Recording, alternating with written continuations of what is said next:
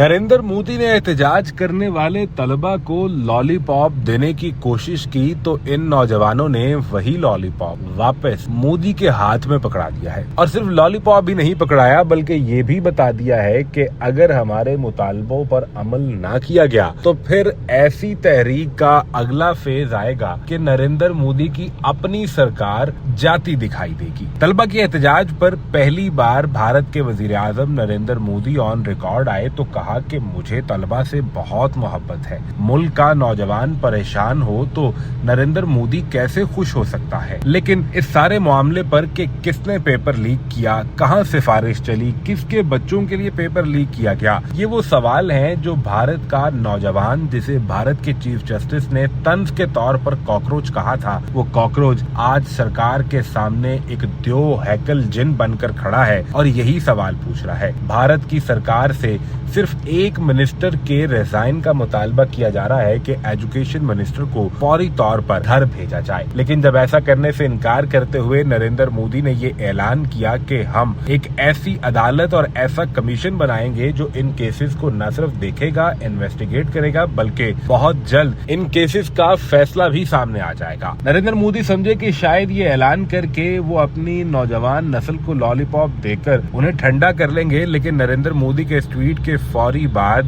भारत की कॉकरोच जनता party CJP के founding president Abhijit दीपिके की जानिब से कहा गया कि मोदी जी, हम आपको एक बार फिर बड़े आराम, प्यार और अमन शांति के साथ ये दरखास्त करते हैं कि धर्मिंदा प्रधान का इस्तीफा चाहिए, इसके अलावा और कुछ नहीं। धर्मिंदा प्रधान के इस्तीफे के बाद अगली बात होगी। लेकिन अगर आप ऐसा नहीं करते और एक फेल होने वाले मिनिस्टर को भारत के नौजवानों और तलबा से ज्यादा अहम समझते हैं, इस पूरे मुल्क के निजाम से ज्यादा जरूरी आपका एक मिनिस्टर है, तो फिर आप ये तैयारी कर लीजिए कि तलबा इससे अगला मुतालबा भी करेंगे और हम इंडिया के पूरे निजाम के अंदर तब्दीली का सवाल लेकर खड़े हो जाएंगे। इंडिया के अंदर आप इलेक्शन लड़ना भी चाहेंगे तो कोई आपको वोट डालने वाला नहीं होगा। भारत में कॉकरोच जनता पार्टी के तहत शुरू किए जाने वाले जंतर मंतर में जिस तरीके से नौजवान नस्ल शामिल हुए, खा उनका ताल्लुक नीट के मामले से हो या ना हो, लेकिन वो एक कॉज के लिए कि ये तमाम हुक्मरान हमारे सामने जवाबदेह हैं, इस एक सवाल के साथ जिस तरह डटकर खड़े हुए हैं, लगता ये है कि इस पूरे खित्ते के अंदर ही शायद अब तलबा के जरिए ऐसी तहरीकें सर उठा रही हैं जो हुकूमतों को बराह रास्त चैलेंज भी कर रही हैं। और सिर्फ यही नहीं बल्कि बांग्लादेश में तो वजीर आजम को अपना मुल्क छोड़कर भागना पड़ा और भारत में अब यही नौजवान कह रहा है कि एक मिनिस्टर का इस्तीफा दे दो। ये ना हो कि सभी को इस्तीफा देकर भागना पड़े।